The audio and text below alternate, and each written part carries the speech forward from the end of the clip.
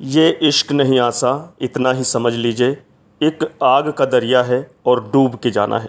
इश्क में सितम की इंतहा बयां करने वाली पंक्तियां आज उस हर शख्स के ज़ुबान पर होती हैं जो अपना हक पाने के लिए सिस्टम से टकरा जाते हैं। शायद तभी छत्तीसगढ़ के हज़ारों बेरोज़गार आज यही कह रहे हैं, शिक्षक बनना नहीं आसान इतना ही समझ लीजिए, कोरोना का कहर है, सरकार का सितम है, मर पिट कर पार जाना है।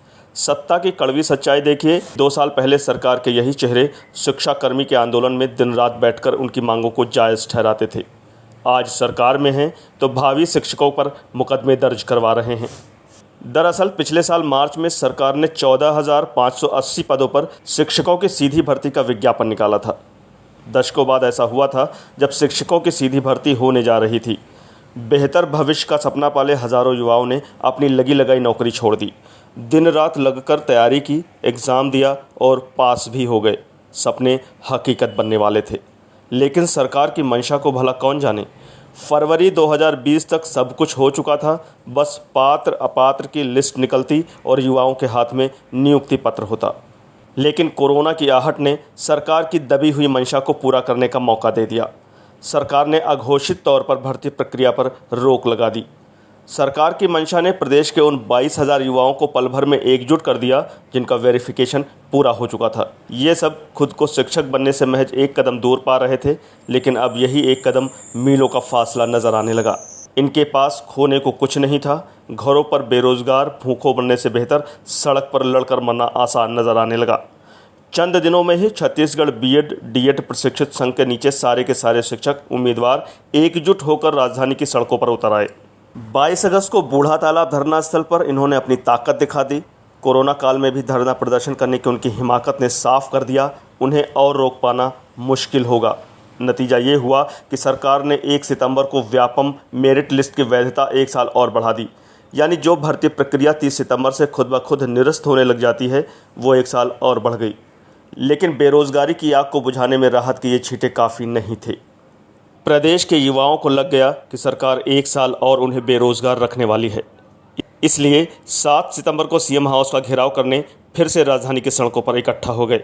राजधानी में कोरोना संक्रमण के चरम काल में भी हज़ारों युवाओं की भीड़ अभेद बैरिकेडिंग और उनके आगे तैनात पुलिस की दीवार से टकरा गई। सत्ता बल तुरंत सक्रिय हुआ।